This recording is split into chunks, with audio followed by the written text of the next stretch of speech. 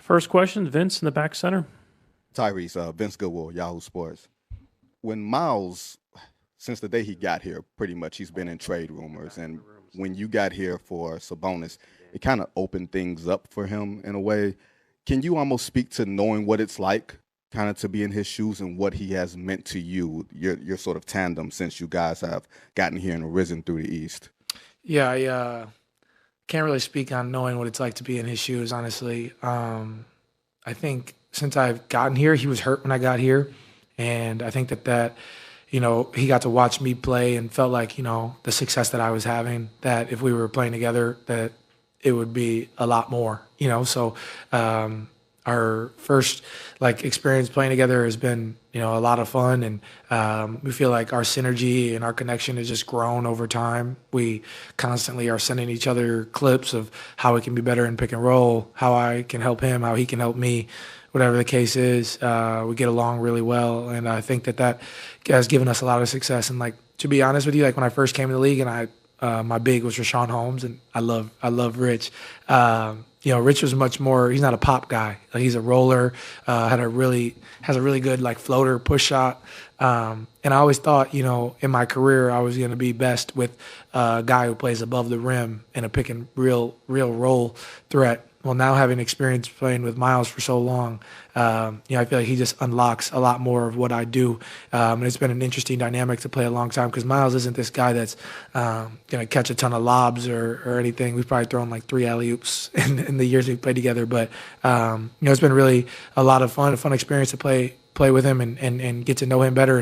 And, it's different. Our league is different. He's a pop guy more times than not. But when he does roll, he really opens things up for me as well. So it's been a lot of fun. Dyson, back left. Dyson Daniels here, NBA correspondent. I was got a question. What goes into the mental game for you before a game like the finals, with the atmosphere and the build-up and stuff like that? And has anything changed for you from the regular season to the finals in your routine, or you try to keep it the same? Nah, honestly, I try to approach everything the same way. I feel like if I try to do something different, I'm not superstitious or anything, but I feel like you just try to treat every game the same way, honestly. I still eat goldfish at 60 minutes on the clock. I still go to chapel. On the road, though, I don't go to chapel as much. I kind of do a private chapel session. That's really the only thing that I change. But everything's pretty much the same. Just try to treat it the same because the minute that I try to switch it up or put more pressure on myself or our group than there really is, or then that needs to be applied, then I feel like guys can get nervous or whatever the case is. Let's just be loose, play basketball. In the front on your right, Jeff. Jeff Zilgett, USA Today.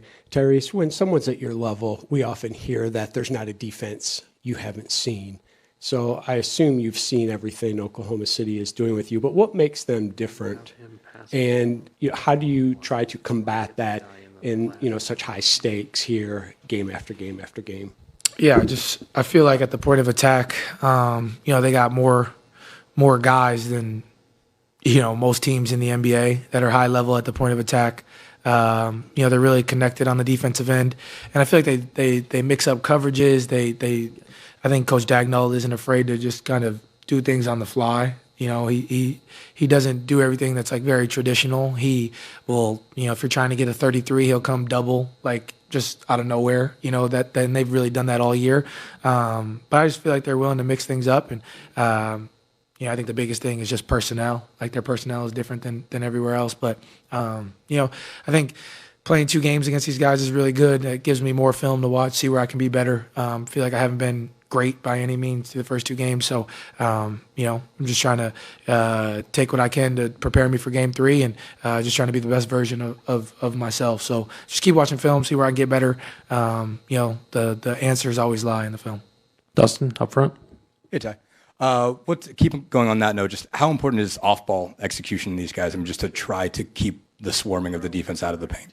Yeah, you got to mix things up. You can't give these guys the same dosage, the same look of anything. If you just try to run high pick and roll all game, they just crawl into you and really pack the paint and nothing's open. And so there's got to be a mix of things. Got to be off the ball, got to be playing off the pitch, got to be coming off ball screens, got to be you can't run the same thing consistently against these guys. You got to mix it up. So we got to do a much better job of that. I felt like I probably got caught in too many high pick and rolls, where they could really pack it in, and then we're getting shots late against the clock, especially in the first half of both games. So, we got to do a better job there, and that starts with me just getting us in better positions, playing out of different spots, all those things. So, definitely got to mix it up against these guys. Joe up front here. We saw you limping pretty good after game 2, and just a couple minutes ago, Rick confirmed that you were feeling some discomfort. Where are you feeling discomfort? What happened? And I assume you're good to go for game 3, but just if you could tell us what's going on. Yeah, I'm fine. Really just a lower leg thing. I'll leave it at that. I don't think there's anything more to elaborate. I feel fine, and I'll be ready to go for game 3. Jamal up front. Tyrese, you and Rick, I think, have both talked about after the trade, you guys had a dinner. Rick basically put the ball in your hands. That's not always come easy for him or been sort of his ethos. Just what do you remember about that conversation, and to have a coach give you that kind of confidence and trust? Like what did that mean to you? Yeah, I think when he told me that he didn't want to call. Well, really, the first dinner we ever had was when I first got traded here. Me, Buddy, Tristan, and him. At Prime 47, and that was just more getting to know us, more things than not. And I think we just, especially that year, like we weren't very good. We weren't going to make the playoffs or anything. So more times than not, I feel like Coach really just was letting us play and learn as young guys, which I think is important. We played a lot of young dudes, so he was just it was like baptism by fire almost. There was a couple experiences that year where I just had to figure out how we were going to be at our best. And then going into the following year, before training camp, he met with me and said that he didn't want to call plays anymore. And I was surprised because I know what the conversation around Coach was, especially from players and point guards specifically. And when he gave me kind of that nod, that was like the ultimate respect. That was like the ultimate trust that I could get from anybody, because he is such a brilliant basketball mind, has been around such great guards, great players. And so for him to give me that confidence, I think, it was really taking my career to another level. And, he's just a basketball savant. Like he's just, we meet, we talk all the time. And I think he's really helped me learn how to watch film, which I think is important. I think that's something that's not talked about enough, like especially young basketball players. Like you can just watch film, but if you're just watching and trying to find your highlights, then that's much different than really trying to dissect things. Like I feel like when I first came in the NBA, I would like get them to clip my shots and clip my assists, and clip my counting stats. That doesn't really do anything. What are the possessions where I'm getting nothing, where I'm holding the ball for 15, 16 seconds, getting off it, and now somebody else has to make a play against the clock. And Coach has really helped me learn how to watch film the right way and watch the whole game, not just my minutes, watch the other minutes, see where I can help other guys. All that stuff is really important and really helped take my career, to another level. So really appreciative of him, and our relationship's going to continue to grow. Michael up front. Michael Pina, the Ringer. Ty, you guys only allowed 4 fast break points in game 2, and you've been excellent with your transition defense this entire season. Just what goes into being so effective in that area? Next play mentality. I feel like you could say that around, why we've had, these comebacks through the course of the year. You could just say, I think that we try not to dwell on things. I think as NBA players or just as basketball players in general, it's easy to make a mistake and dwell on it and give up a bucket or whatever. But I feel like we do a great job of just getting to the next play. Coach always preaches that. It's really important here in our organization. So we just talk about that a lot. And honestly, if you make a mistake as a basketball player, the first response should be how to fix it, and more times than not, if you turn the ball over or make a dumb play offensively, if you get it back defensively, that kind of makes up for it a little bit, I guess. So, I feel like we've been good transition D all year. We've had a good series that way. We got to figure out how to be better in transition offensively. We got to figure that out as well. But I think we're doing a great job. Guys have taken charges. We've really hustled back and made them have to play, get back into actions and things. So I don't think there's really a scheme or anything. It's just that next play mentality that's important. Thank you, Tyrese. Appreciate it. We'll take first question over here on the second row, second seat.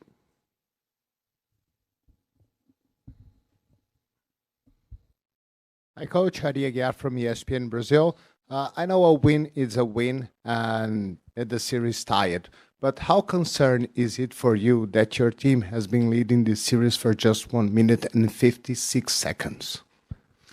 Everything that's already happened doesn't matter other than the score of the series. And so we're going to move forward. There's a lot of things we have to do better. We realize that. I think we've lost, at least by the scoreboard, 6 out of 8 or 7 out of 8 quarters. And so we're playing a great team. And so we've got to make adjustments, and we got to play better. Tim, here on the left. Reynolds with the AP. Rick, along the lines of things that don't matter, so I apologize, but you've been in Indianapolis. Yes, please. I'm sorry. At least I apologized first. You've been in Indianapolis before this tenure. Like you said, when you guys won the East and 49 other states, it's just basketball. Does the energy with the game feel different this time as opposed to your first couple of times here, just because of this is a very good team right now, because of Caitlin, because of what the Fever have done? Does it just seem like it's gone to even a new degree of energy, just the love affair this city, the state has with the sport? Perhaps. Yeah, I think you're making a valid point about the Fever and Caitlin being here, and both teams are teams that are working their way up and getting better, and so the level of interest is high. We've always had great fans here. It's always been. This is the third time I've been here. I was here as an assistant coach for 3 years with Larry in the late 90s. I was a head coach for 4 years in the early 2000s, and then went to Dallas for 13 years and then came back. And so this is my 4th year in the second stint, and this has been a different kind of endeavor because it turned into a pretty significant rebuild. But the fans have stayed with us through the rebuild. The trade for Tyrese and Buddy Hield, 3.5 years ago, was something that sparked a re-interest in the franchise, and things have gone from there. So, but this is, if you're talking about pure basketball, I say both fan bases are really exceptional that way. I think Indiana's reputation, because of Hoosiers, because of Bob Knight and Indiana University, and the history that this franchise has with the ABA teams and all that, and one prior finals appearance. It's a big deal. Joe, up front. A couple of Tyrese questions for you. He was limping noticeably after game 2, and I know he was out there at practice today, but is he hurt in any way? And then, assuming that he plays, which I'm sure he will, is there anything that you want to see from him that you haven't seen in games 1 and 2? Well, at this time of year, I don't know if anybody's feeling perfect. Joe, how do you feel? You feel all right? It's been a long time on the road. Yeah. So he practiced, and he went through everything. I know he has some discomfort. He feels it, but each day it's getting better. I don't think you're going to hear him making a big deal out of it. This is the time of year where it just doesn't get any better than this. The atmosphere, the interest, the opportunity, coming back and being at home. I mean, there's just so much to be excited about. So, we've got a couple guys that are, slightly under the weather, but I don't think anything's going to keep these guys from playing in the game. Jamal, next question up front. When you evaluated Tyrese is saying in the last couple of series, a lot of pressure. Teams face guarding him, trying to take him out of the game, the Cavs and Knicks. Are there similarities when you sort of evaluate the way that the Thunder have tried to approach that? And, do you feel like he can draw from the previous 2 series, the way he sort of broke out of that for this one? Yeah, there are similarities. The difference is Oklahoma has more people to throw at a great player. And really at both of our all-stars, they can throw different, they can throw bigger. smaller, medium guys at Tyrese and at Pascal, and so it's one of their strengths. And so we've gone through these situations many times, not only during the playoffs but during the regular season, not just this season but prior seasons. And so we're going to have to adjust and create better situations. We're going to have to be better. Over here, Vince. Rick, Vince Goodwill, Yahoo Sports. Miles, since he's been in this league, his name has been in trade rumors about how he would fit as a missing piece to other franchises' puzzles. How have you seen him sort of block that out through the years, and what has he meant to you through this playoff run as people have kind of discovered how important he is to the franchise and how good he actually is? Yeah, Miles is a professional, and he's extremely loyal, and he has a great ability to focus on what's important. And so over the years, I think all players that are really good players at some time or other likely have their name involved in trade rumors, whether it's leaked by another team, whether it's somebody that's just throwing stuff on the wall, creating content, whatever it is. And I've just really admired his loyalty to the franchise, his ability to focus on what's important to him and his family, and to keep soldiering on. So, I haven't heard his name in rumors lately, so I don't know what you're talking about, unless you're talking about free agency, but, we're not going to get into any of that. I mean, that's a fine. So I'm going to avoid that. But Miles is a special player, and he's a guy that's very important to us. Alvaro, final question in the middle. Alvaro Martinez Ritmo. Coaches spend a lot of time prepping their teams not to commit turnovers. But your team is very adept at, once committing a turnover, minimizing the cost of it. As a coach, when did you begin to pick up the value of that, and if your philosophy's changed over the years about minimizing the cost once you commit the turnover? Yeah, I mean, some of our turnovers have been so violently bad that Oklahoma hasn't even had a chance to catch the ball. So, and look, there's some merit to doing that and not having a live ball situation. Live ball situations are the worst for every team in the league. And look, there are a lot of symptoms of high turnovers. Usually it's disruptive defense along with probably poor spacing and other things. So, you try to address those things as best as we can.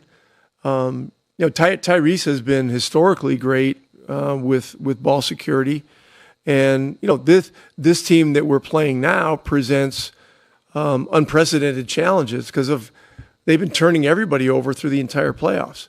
So, look, we're going to have to have really great spatial awareness with everything that we're doing.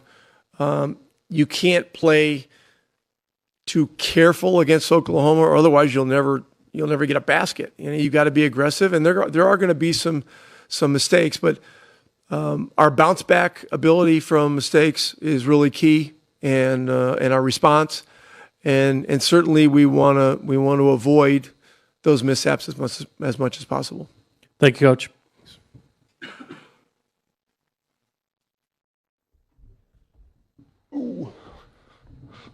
All right, we'll take questions around the room. First question here on 2, second row on the aisle. Hi, Pascal. Guilherme Giovannoni from ESPN Brazil. On game 2, there were situations where when you guys received the ball and tried to read what the defense was doing, there was time for them to reset. And the times you guys attack right away, you guys were able to create some advantage, especially in the last quarter. Is that a thing that you guys have been working on the last 2 days? Well, I mean, we gotta be better at getting to the paint, obviously. But yeah, they do a good job of just converging and being there, in position and stuff. So it's gonna take a lot of work, and again, we gotta continue to get better at it. Straight ahead. Hey, Pascal, we are from Spain and we are trying to tell your story to your fans over there. What do you think the young Pascal would say, who went to the first basketball camp in Cameroon, if you say that you are here today fighting for your second championship in the NBA? Yeah. Yeah, that's a good question. I don't know. I just tell them to be patient. Trust your instincts. Like, you have a good read on like what's happening, so just trust it.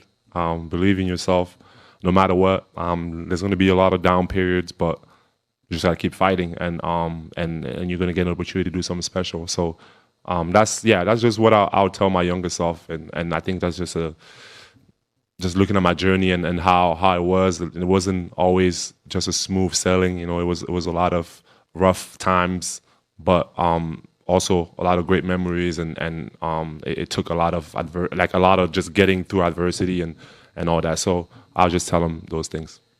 Dan on the left side. Dan Devine, Yahoo Sports. Rick was just in here talking about the nature of the Thunder defense. Says, like, if you're not taking a risk against them, you might never score.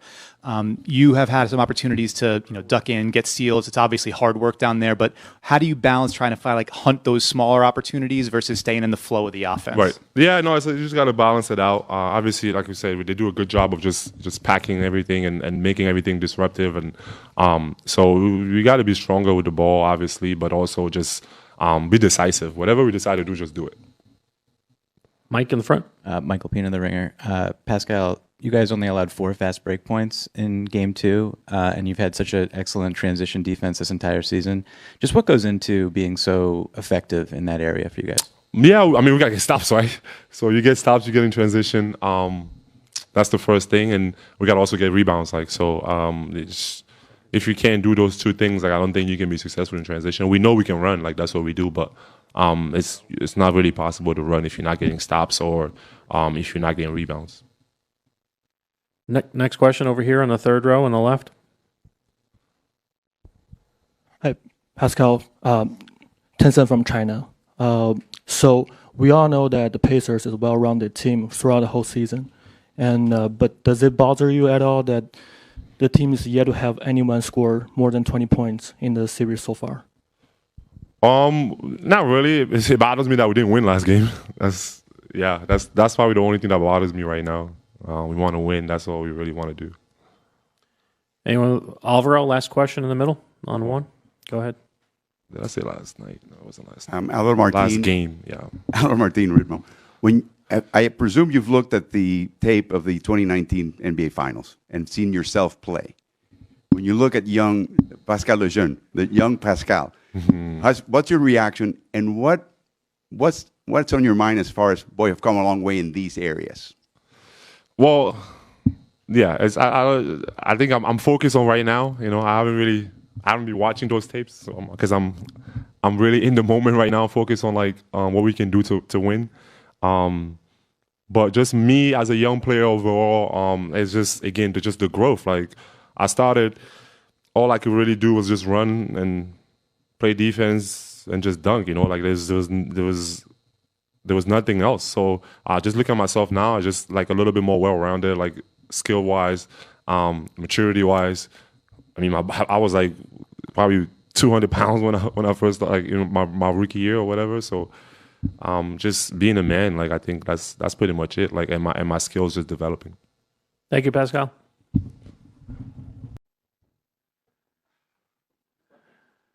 All right. Yeah, I don't know where I got it from. Yeah. Somewhere on Instagram. We'll take questions around the room. Alvaro, right in the middle on one. Alvaro Martin of Ritmo. The team had, I think, 700 different 5-man lineups during the regular season, more than many, many other teams, especially teams that didn't have big trades or injuries. You've been on the court, even in these finals, with a 5-man group that had never played before together. You have a role as the leader of the team. What is it like from your perspective? Okay, we've got this group, and my role has to change, and we have to look out for this. How does that feel, and what gives you confidence that whatever the coach throws at you, you're ready? Ooh, I'm gonna try to keep this not as long of an answer, but I think just over the course of my time here, I've had to evolve really fast, and I think that's made me a really good player. So I've been in so many different positions on the team that it's helped me like get to the point where like when you say our lineup was different, like I don't even really notice that. You know what I mean? So, and then we have a group of guys that are just ready to play. So everybody's kind of waiting for their opportunity. Like you said, we have so many different lineups just throughout the course of the year that nobody's shocked by when Mark is like wants to go small or change this around or do that. So we just have a bunch of guys that have had experience doing that. And just over the course of time, like you kind of like don't really notice it, and you're just more ready to play and ready when your number's called. And I think that's what makes our team special. And just kind of from there, it's just go out and play and just do whatever it takes to win. And I think everybody's kind of accepted where their role is and how they can help the team. Nick in the middle. Dub, you guys have used so many different things over the course of the last few years as like a challenge to overcome. Even in this playoffs, it was, you know, coming out of the locker room at halftime, playing better in third quarters. How do you view this experience here, coming on the road for Game 3 and you know, having an opportunity to play at a really high level in a Game 3? Yeah, I mean, it's no secret like our Game 3s haven't been the best. So, but it's also to your point, it's an opportunity. And Mark is always talking about how if it's the finals, if it's the third week in January on a random Tuesday and we're not even on TV, like how can you get better through the experiences that we play? And that's kind of how we look at it. You know, we're just trying to get better every single game. Obviously, we're trying to win as well, but every single time you try and go out there and you look back at your film and you're like, we got better tonight or we got worse, and we're always trying to get better. Dan, second row over here. Dan Devine, Yahoo Sports. You've seen the bulk of the Siakam matchup on defensively through the first couple of games. What do you know about him now that you didn't know 2 games ago? And you know, when you're trying to deal with limiting his paint touches, and how have you been effective in doing that? For me, defense, like I don't really notice like having the bulk guarding him, just because defense is so team oriented. I can only do my part correctly, which is just make it tough for him. And obviously there's some like scouting and like analytical stuff that goes into playing defense against somebody that good and somebody that can affect the game with their scoring. But I think it really just revolves around when you have other guys on the team that are talented, you try and like make it really tough as a unit for them. And I think my team has done a good job just being there for me when I'm beat. And, you know, you try not to get beat as much, obviously, but you know, I think it just comes down to like team defense, getting ready to rotate. He's a good player. He's going to find shots. He's going to make tough shots. It's just how hard can you make it over the course of a series for him to get to the spots he likes and do that sort of thing. Next row back on this side. Hi, Jalen. Tencent from China. So you guys are such a young and talented team, reached the finals in the early stage of your career. People can't help but draw a comparison with the Thunder, with Kevin Durant, James Harden, and Russell Westbrook. Does that give you extra pressure or motivation? What's your thought on that? No, I mean, it doesn't really do too much for me, except the fact that it's just cool. Like, growing up, what was I? I was probably like 12 when they were playing around there. Like, to go from watching them reach that point and then to end up being on the team that's in the same position as them, it's just like, it's more of like a blessing and just like a dream come true. It's like I just played Russell Westbrook in the playoffs, and obviously he's a cornerstone of this like organization. So it's like I just try and take those little things that come with it and just be really happy and thankful for it. It doesn't really add any pressure or any kind of like motivation. It's just really cool that I get to be in this position. Last question here in the front. Michael Martin, Let's Talk Thunder. Dub, after the Memphis series, you credited sort of a new mentality and mindset, being aggressive. How's that sort of evolved, and how have you been able to maintain that through 4 rounds? It's kind of like one of those, if it's not broke, don't fix it things. Like, I think once I kind of got my mentality to switch and just understand how the playoffs are called, how like the consistency is like physicality in the playoffs is, I think it just was something that I found that works. And you can't really like come out soft or like timid during these, you know what I mean? Because the other team everybody's playing like their life is on the line. So I think just me being able to play that way and shift my focus to that has really kind of helped me evolve just throughout the playoffs. And, you know, like I said, there's ups and downs throughout the whole thing. So if I can just stay pretty consistent and even throughout it, I'll be fine. Thank you, Jalen. Practice for the Thunder will be open for the next few minutes. Too, Tim. Hey, Shay. Mark has talked about like game one of a series kind of being a feeling out type of deal. How much better did you feel prepared to attack the Pacers defense in game two? And do you feel like the more you see a team, the more maybe you know the answers to the test? Yeah, coach is definitely right on that.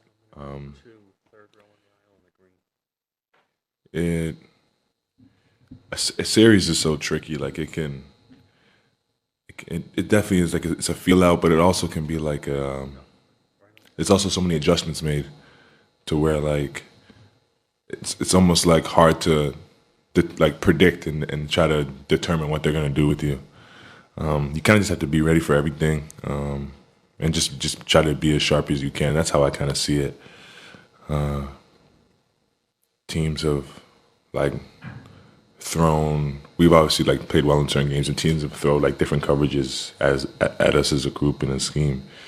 And I found myself like trying to predict what they're gonna do before it almost catches you off guard. So I try to like just be ready for everything and then let the game come to me. Third row on the left here. Hey Shay, Tencent China here. Not sure if you ever learned about Bruce Lee, as Bruce Lee is also one of Kobe Bryant's idols. And one of his famous quotes is, "The usefulness of a cup is in its emptiness." So how do you look at that empty your mind mentality since the series are tied at 1-1 at this time? The way I see it is like the series is 1-1. The goal is to win 4 games, and after it being 1-1, the goal is to get to 3 games, and it's first team to 3. So kind of like it's a blank slate. It's a scratch, 1-1, 0-0, and it's first to 3. Dan, here on the left.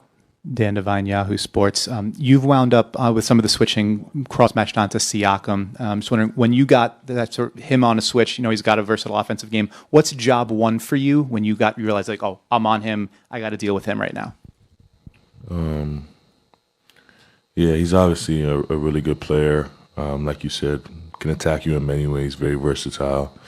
We've seen it throughout the playoffs. He's won at a high level. He knows what it takes.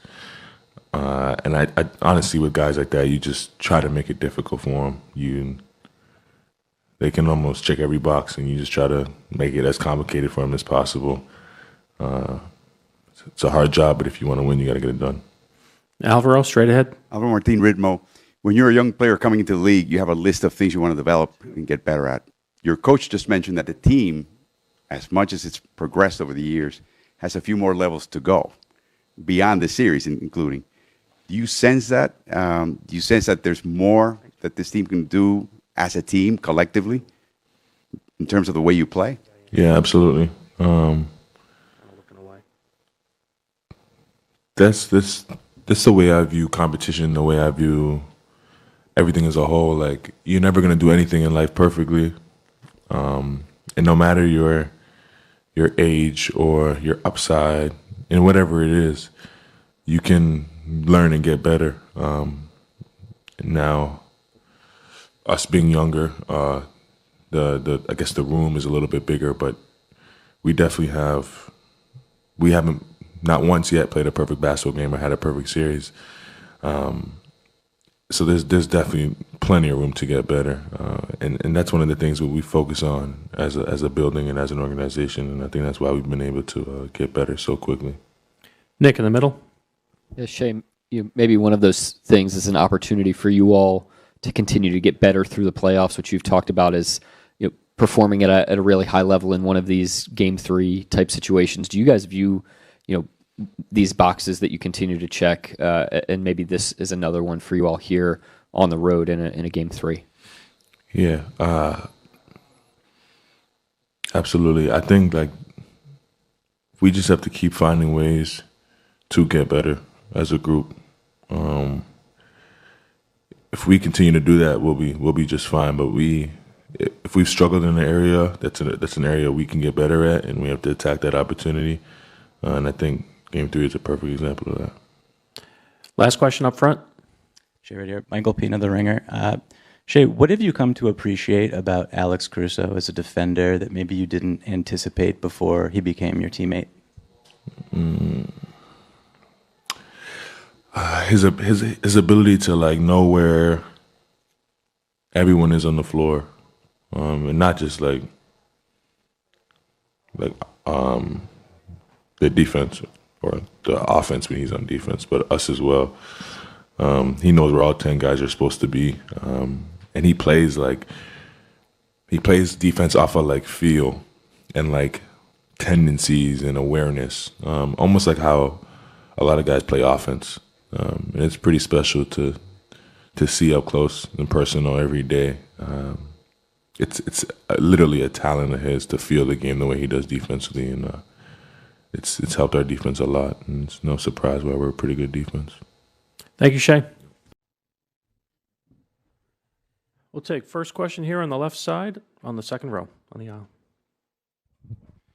Hi, Mark. I know you have said that you were not talking about the rotation, but in the first game you didn't use two big men together, and you lose the rebound battle, and you use several minutes on the second game, which you win the rebound battle. How is that important for the team?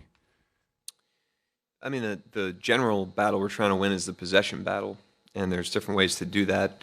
In the first game, we were able to win it with turnovers, which tends to be the way we can win it when we're smaller. And in the second game, we obviously rebounded better in those units, which is an advantage when we're bigger. We have optionality. Every game's different. We try to make sure as series go on, we're expanding options. We're not constraining them, and trying to stay aggressive in terms of looking for what's best against our opponent in a given game, knowing that every game is different. So we want to have all the options available. We'll continue to draw on them when we think it's advantageous, knowing that Game 3 is going to be different than Game 1 and 2. Second row on your right. Hey, Coach. Brett Siegel of Clutch Points. I was wondering if you could talk a little bit about Alex Caruso's leadership off the bench, especially given his championship experience, and how that's a luxury for you guys, especially coming off his Game 2 performance as well.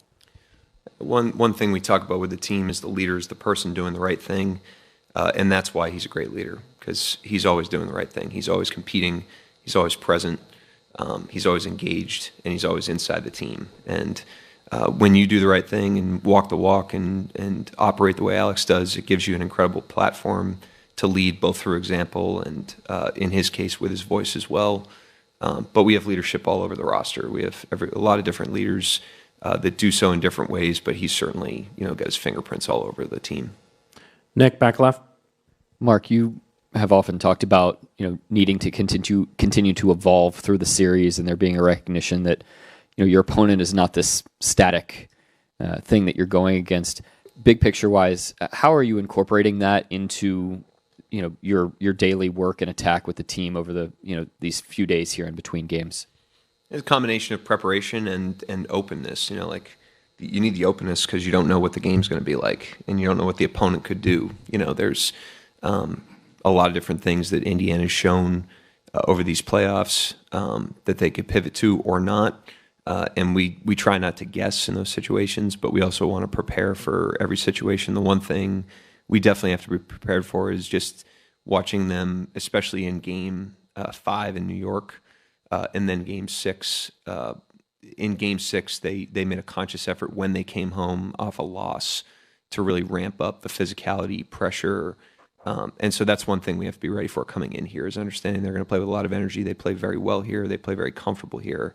And we've got to level up to that if we want to give ourselves a chance to compete. Front right, Tim.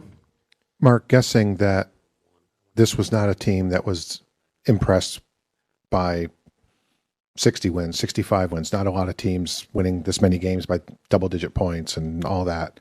Why has this team not ever really been that impressed by itself and by all of the outside things that this team has stacked up throughout the year, like the winning percentage and all of that?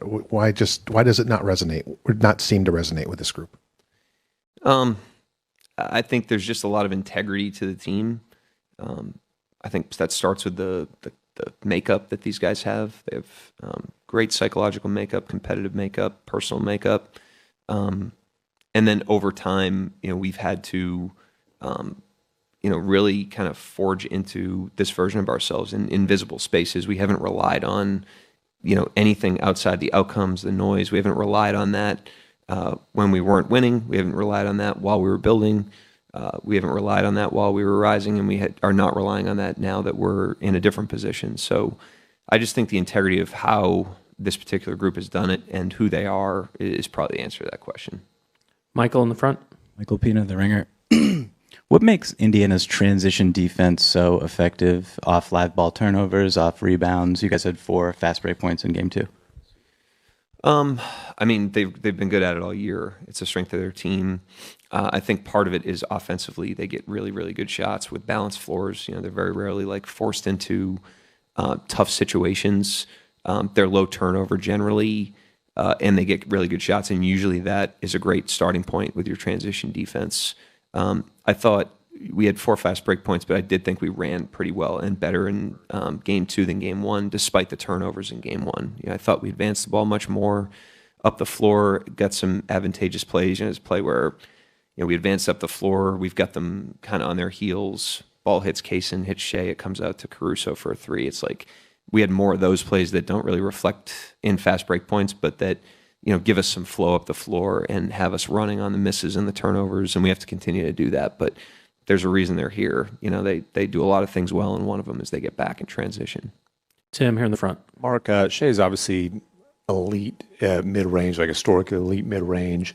Everybody knows that. Why is he able to consistently still be able to get to his spots and create space the way that he can? I think there's just a variety to his game.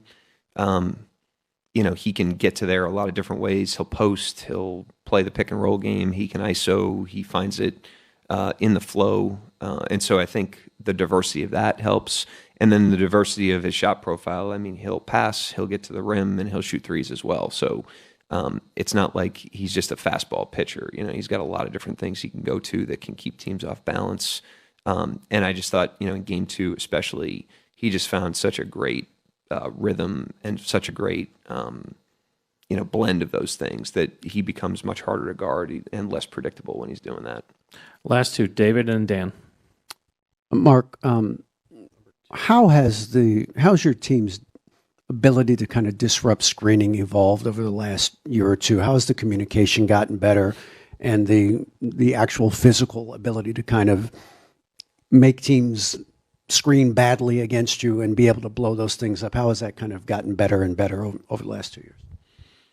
Some of it's personnel. You got to start there. We've got guys that are hard to screen either because of strength or quickness or both. Dort comes to mind, Caruso comes to mind, Dub comes to mind, Case and Wallace for sure.